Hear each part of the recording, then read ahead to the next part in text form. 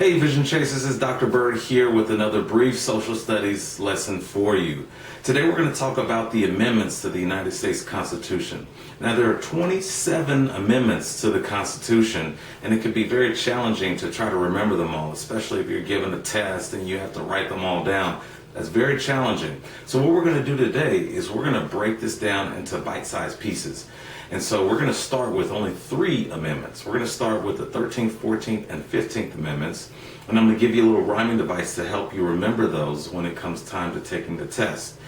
So the 13th, 14th, and 15th amendments, those are called the Reconstruction Amendments because they were passed during a period of time after the Civil War in which the United States needed to be rebuilt after the Civil War. And so that's why they call it Reconstruction. So let's dive right into it. The first amendment is the 13th Amendment. Now the 13th Amendment is fairly simple because the 13th Amendment freed the slaves. It freed the slaves. That's basically what the Civil War was about and all the events leading up to it. So here's how we can remember the 13th Amendment. Free 1-3. Free 1-3. So again, a very simple rhyming pattern, but I promise you it'll help you to recall it when it comes time to taking a test.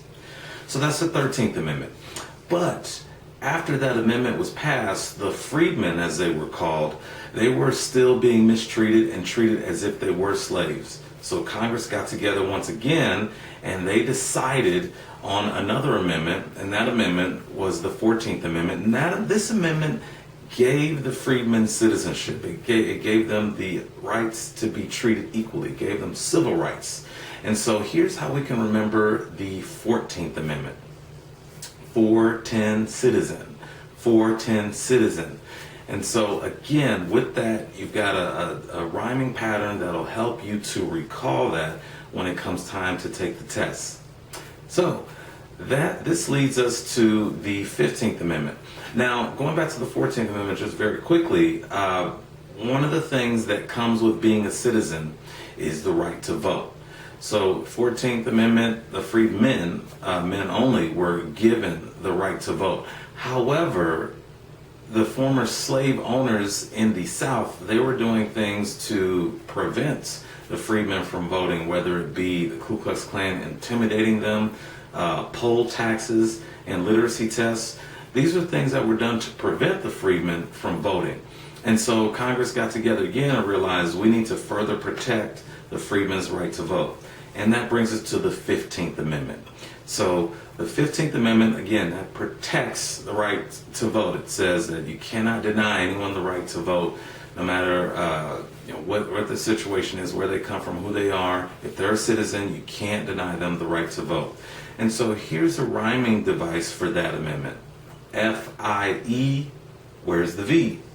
F-I-E, where's the V? Now obviously in that, the V stands for vote, because that's what many freedmen were asking, especially once they were given citizenship. Where's our right to vote? Because it's not happening. And so that was the purpose of the 15th Amendment. So again, let's run that down. So 13th Amendment, that simply frees the slaves. 14th Amendment, that gives them citizenship, the rights to be treated equally. And then the 15th Amendment, that further states that you can't deny anyone's right to vote if they're a citizen. Well, that's our social studies lesson for the day, and I thank you for watching this. Please check back with this YouTube channel. Also, check the visionchasers.com website.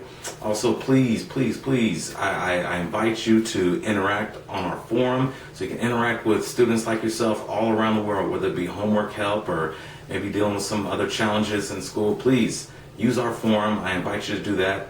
And until next time, please keep chasing the vision, and I'll see you later. Bye.